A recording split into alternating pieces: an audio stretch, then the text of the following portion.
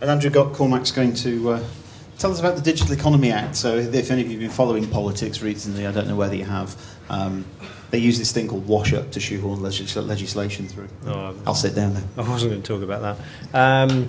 I also noticed that on the programme my slot has reduced from 30 minutes to 20, so I will try. For those who've been wondering what DEB on the back of Adrian's T-shirt was, well, it's not DEB anymore, it's DEA. It's the Digital Economy Act 2010. It was passed as Mike's, obligatory disclaimer. I'm not a lawyer, for all the tie and the suit. This isn't legal advice, and neither I nor my employer, Janet UK, can take any responsibility for this. That has to be said even more so than usual, because this is really, really, really new law. It was passed on the 8th of April, so 2 weeks ago today, I think, as Mike suggested, in extremely frenetic, yes, I think it went beyond rushed, circumstances, as a last desperate act of the Parliament before it, I think it was passed about 3 minutes before the Parliament ceased to exist. I mean, it really is right at the end of the record of that Parliament. Significant chunks of this, there are 56 pages, I think, in here, 57, 58. Significant chunks were never discussed. No, they were just put through and fine. It covers a lot more than just copyright and copyright infringement online, the stuff about digital radio, the stuff about local news. I'm not talking about any of that. So if you spot anything of interest in there, please let me know. I've already been pointed out a couple of things I'd missed this morning, which may get interesting. Almost a refrain in the discussion whenever anybody was asked a hard question was, it'll be answered in the code. So, yes, we have 57 pages. You can now read what the law says. Unfortunately, what the law means is still a rather difficult thing to find out. So, quick outline of the talk. What's clear?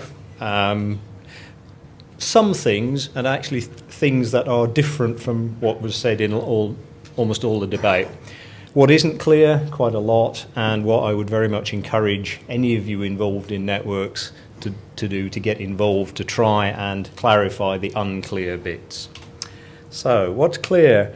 There was a lot of fuss about ISPs being made the policemen of the internet. They're not. They are not police. Police go out and find evidence. You're not being asked to do that. Judges go out and decide whether people are guilty. You're not being asked to do that in law.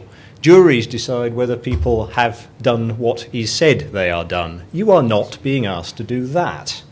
You might start getting worried about this point, because quite often you want, certainly the universities, want to look at copyright infringement allegations and discuss them with their users. The Act does not envisage you doing that. What the Act does envisage you being is messengers, taking allegations of copyright infringement and passing them on to the people who are alleged to have been responsible. Maybe in future there are a couple of bits of the law that are now in law but aren't switched on. You may be required to be prison guards, and I would classify prison guards as the people who impose punishments that were decreed elsewhere. So that may come. The other thing that's clear, actually, is the succession of legislative powers, the sequence and the approximate timing in which things will be turned on. So we can talk about that. Stage 1, it's in force now, except it's conditional on the acceptance of a code. Ofcom are...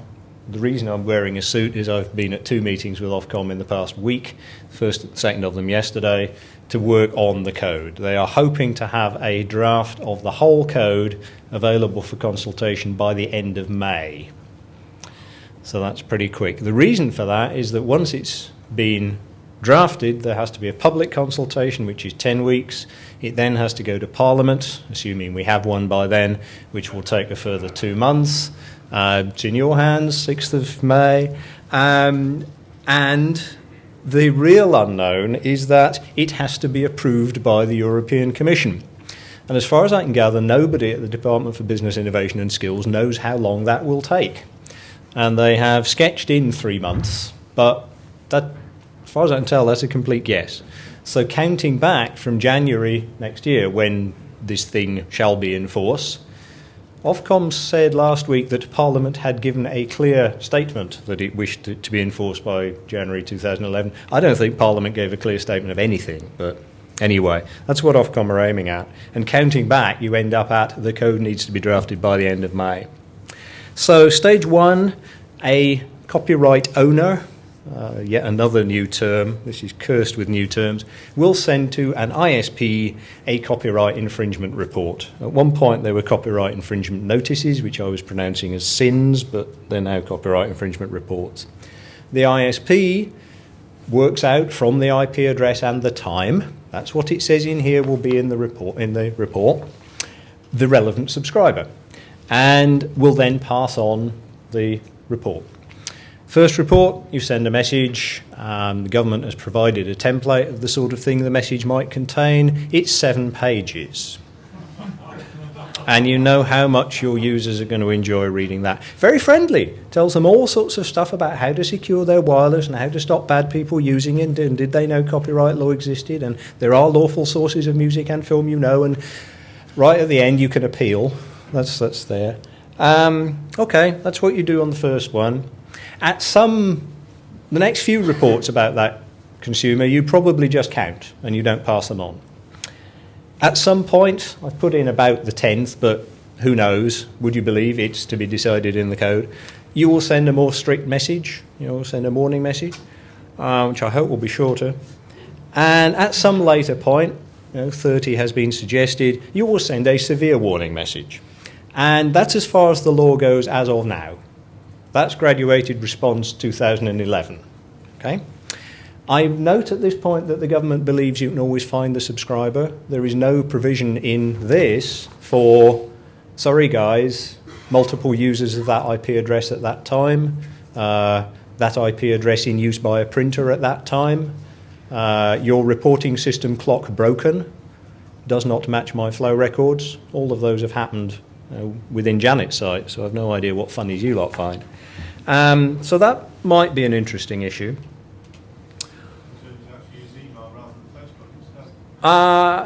Originally, you were going to have to use letters.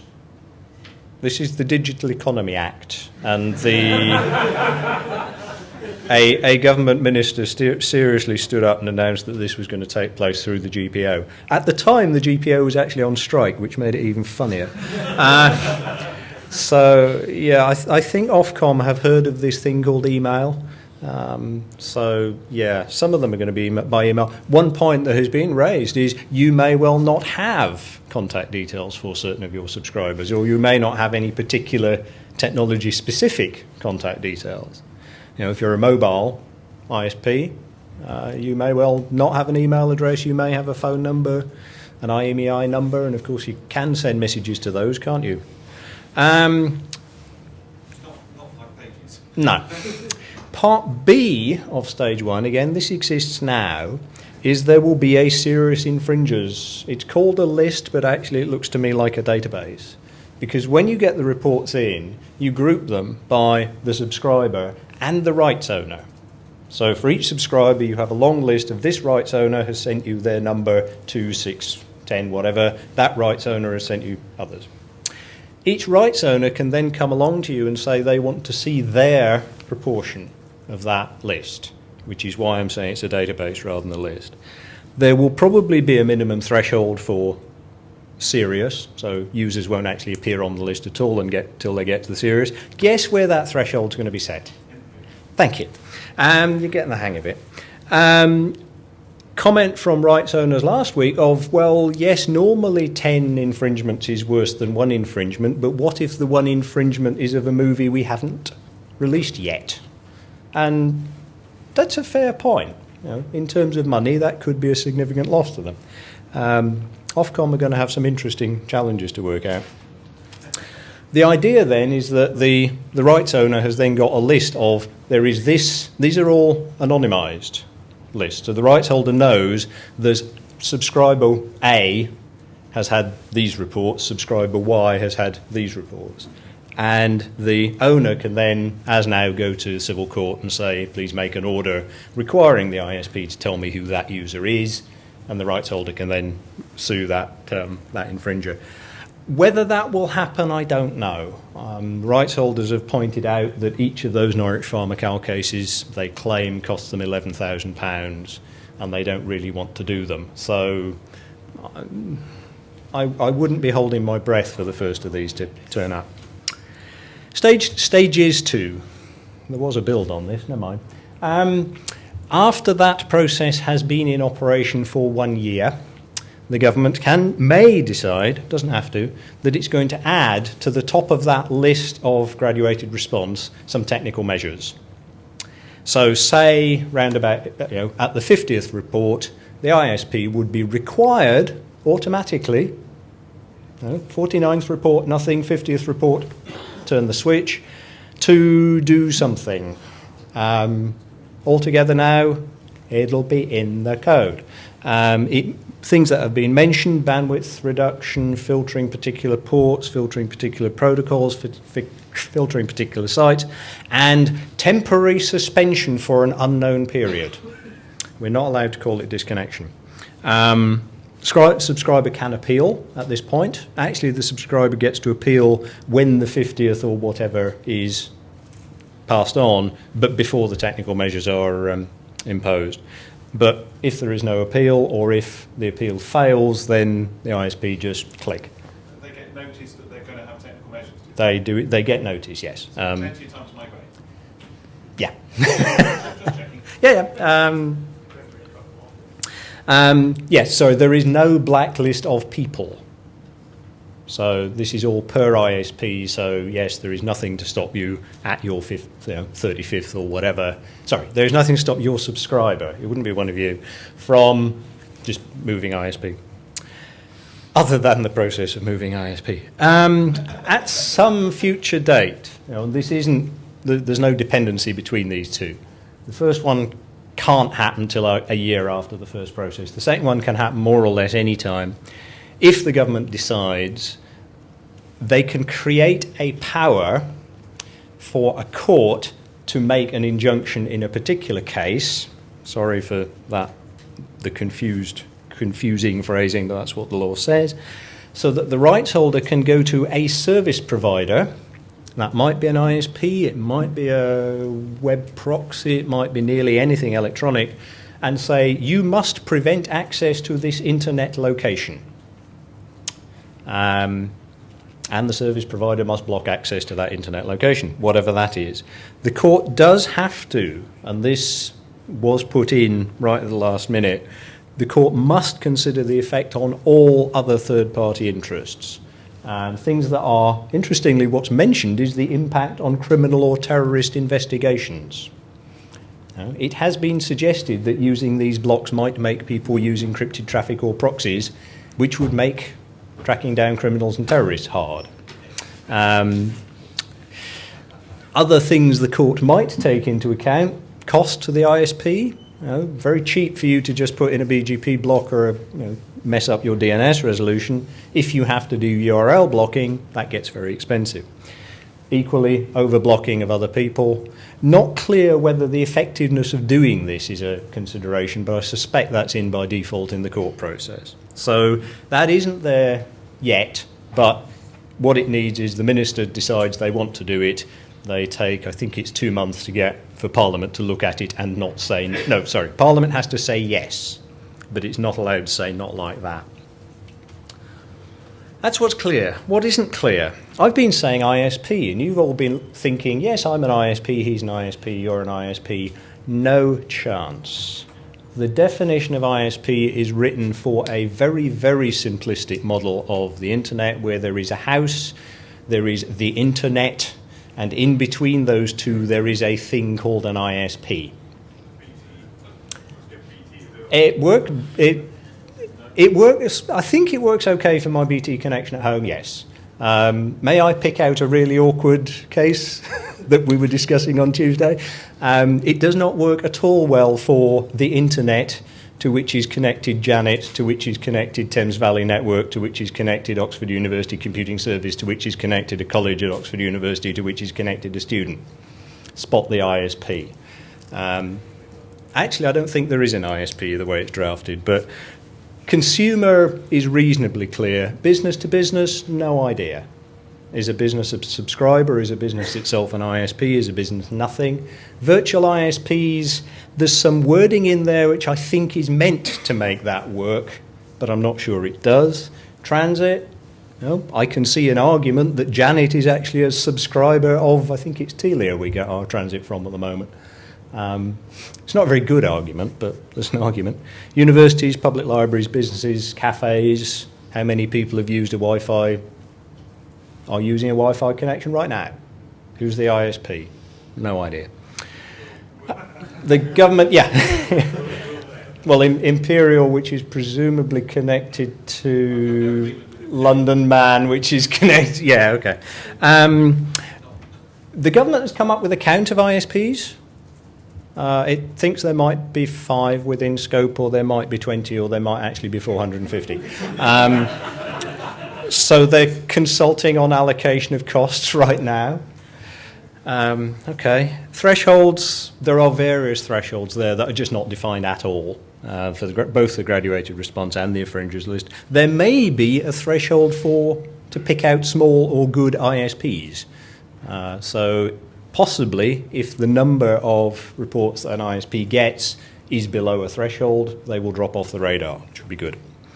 Very unclear what the content of the notice is. There's a long list in here of what you have to pass on to what the ISP has to pass on to the subscriber. There's a bit about what must be in the notice. It suggests that it requires that what's in there is this subscriber's IP address and the time. I'd spotted a number of flaws with that. Adrian pointed out yet another one for anybody who's using NAT or a proxy. So who knows how to fix this? There are a couple of ongoing discussions. Department for Business Innovation and Skills is consulting on costs and cost sharing. There are 3 lots of costs. There is the cost of the ISPs implementing this. There's the cost of Ofcom overseeing it, which from the French model they reckon is about £5 to £6 million, which is going to have to be found from the industry. Which industry? Don't know. So if you're worried about paying £5 million to Ofcom, have a look at the consultation and get your response in. And the cost of the appeals body, because that has to be paid for too. Originally, the rights holders were very keen that ISPs who had created this problem, I think I quote, should of course pay for fixing it. The government's indication in the consultation is they're inclined to the most efficient ISPs, the ones who are managing the lowest cost implementation of this, should pay 25% of the costs. Anybody who's implementing it in a less efficient way is going to pay 25% plus their efficiency gap. And again, that's of all 3 of those costs.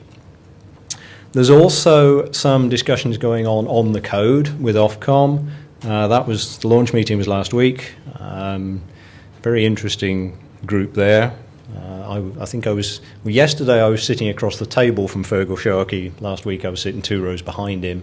So rights, music, film, sport, songwriters, I believe, were there last week. Lots and lots of rights holders. Actually, not many people that I recognise as ISPs.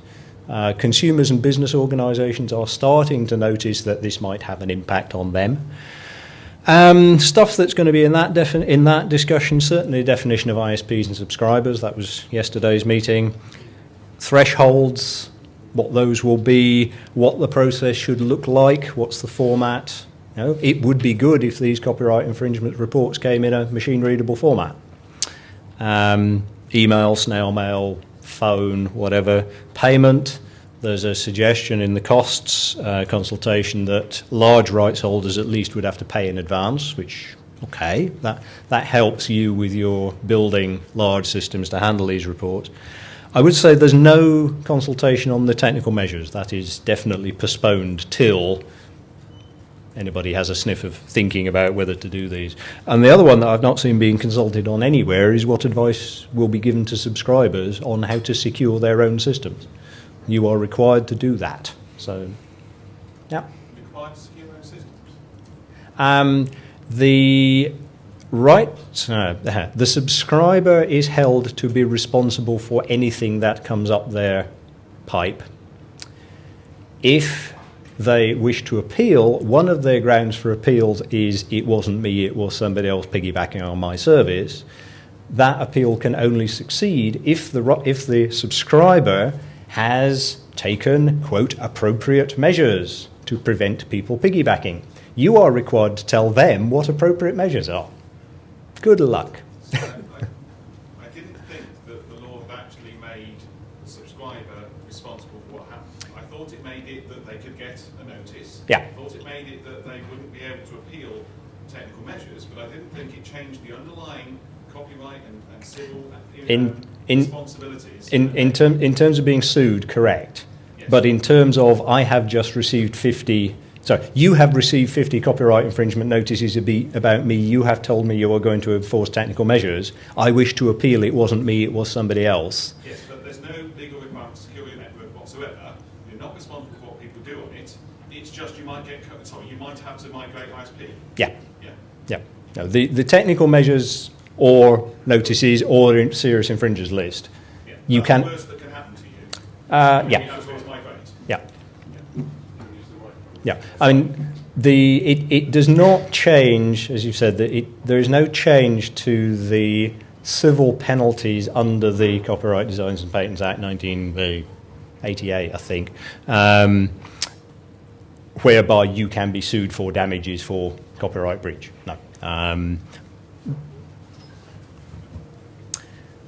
But, you are required to give advice to subscribers. Yes? I finished on time, Mike. I wish this to be noted. You've got a microphone, but it's not working now. I'll get it working one. Hang on. No. We'll get you a better one, Neil. There you go. Well done, Mike. I just wondered, so in terms of going to the consultation, so I actually hoped that there was someone at least there from C&W or thus. I think Mark Gracie might have been there, but if not, I'll give him a kick. But how else can, how do people here get, I mean, I don't even know where these meetings are published, let alone how to get to them. I got there by responding to all the consultations over the past 3 years, I think. Right. So I think the issue is this is happening, and we're passengers. We're being carried along. How do we get involved? The last URL there is the Ofcom page on it, and if you click on terms of reference for measures against copyright infringement, which I think is actually the only link on the page at the moment, there's an email address on the bottom there. And secondly, the technical measures part. My assumption on that was literally that it would be you turn them off. That was or is it just completely undefined? It's completely undefined, and a lot of questions have been asked about cut-off, which. So how do you turn off a mobile broadband subscriber who can buy a SIM for like £2? No, you don't have to turn off a subscriber. So you turn off a subscriber, you don't turn off a person. Yeah. Yeah. Doesn't stop them going to someone else. No. Doesn't stop them going out and buying another SIM. So what's the point? No, exactly. That's what I mean. Surely, but absolutely, it's a hassle. But this is the fear I've got, that this doesn't work, and the copyright holders aren't going to go away because they're turning up in droves to these meetings, and we're not. And the next stage of this is, we'll just unplug the copper, or we'll ban you from, we'll give you some sort of crazy policy that says you're not allowed to connect to the network. And that's the danger, guys, if we don't get involved in this. My guess would be, my guess would be that technical measures aren't even going to be started till 2012. This code has taken a year to develop. Technical measures will take at least that. I would suspect that by 2013, any government that disconnects that denies internet access to its citizens is going to have serious questions to answer in human rights courts. ISPs can do it because you are private bodies, but a government that requires ISPs to do. Now, there are already questions being asked in the European Parliament about the existence of the provision and whether it's compatible with the revised Telecoms Directive. I think Thomas stuck his hand up next. You just answered I just Thomas's answered question for right. him. Yeah. Telepathy. Thank you.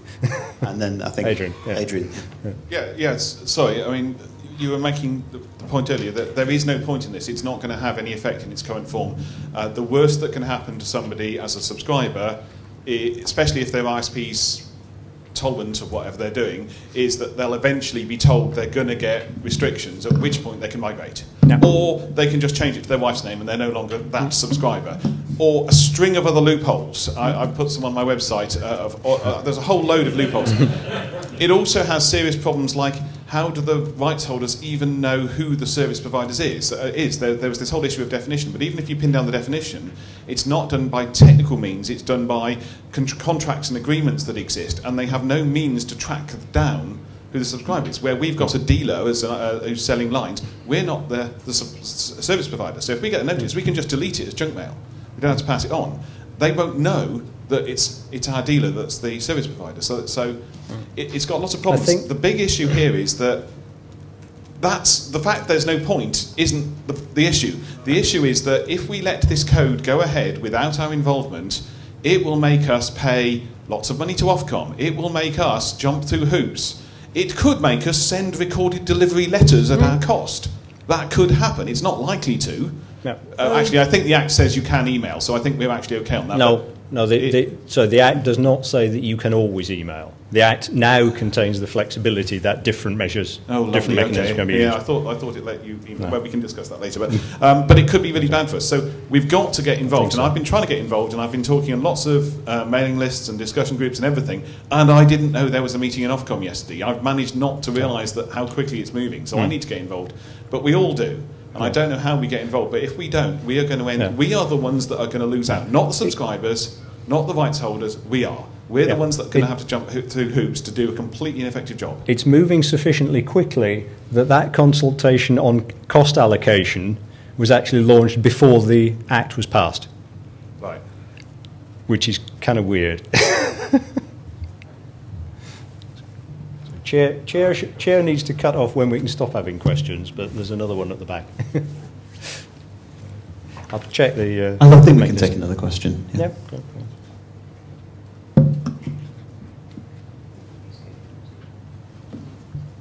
Is there much in the way, sort of, what is actually defined as a subscriber yet? Because, for example, in the case of the university, is the university a subscriber to Janet? And would the university get cut off? Copyright infringement? The Act... I'm tempted to say see my blog in a shameless plug. That was the original assumption back in January, which was when my phone rang at 11 o'clock at night. I then had a meeting with the Bill team, actually with somebody from the network division here, to whom great thanks, who explained to the Bill team just how big a university network was and how fast. And thereafter, the minister helpfully said that the status of universities, each university would have to work it out for itself, and it might be anything. And I went to Ofcom yesterday and said, do you really want 180 universities each coming to you and disputing on how they fit into the bill? And he said no.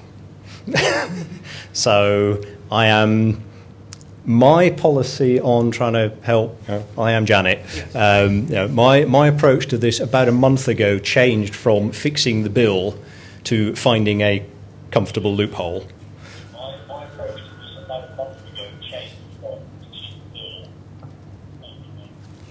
Shh.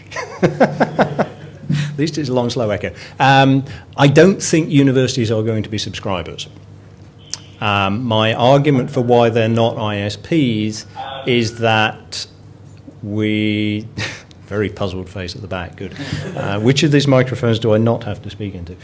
My argument for them not being ISPs is actually, and this again was recognised eventually in Parliament, we're doing far more than the bill requires anyway under the Janet AUP. And there is no point in in rights holders suddenly starting to pay at our costs for doing what we're doing anyway. And we wouldn't get any money out of it because we'd then have to pass it all on to Ofcom. And I suggested to Ofcom that it was not in their interests to just have waste of time and money forcing people to do what they're doing already. And they corrected me to say it's not in anybody's interests. And actually, from talking to rights holders, they are quite amenable to the idea that they don't want to pay for us doing what we're already doing anyway. So the university side, it's a mess, but I'm reasonably confident that I can sell a congenial set of definitions, but end of May.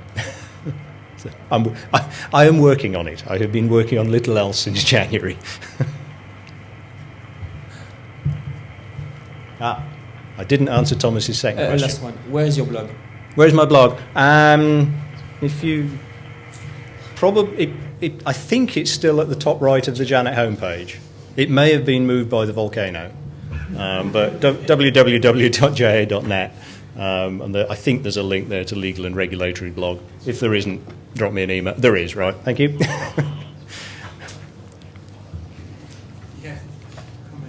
Are we done? Yeah. Okay, if there are no further questions, I'd like to thank Andrew.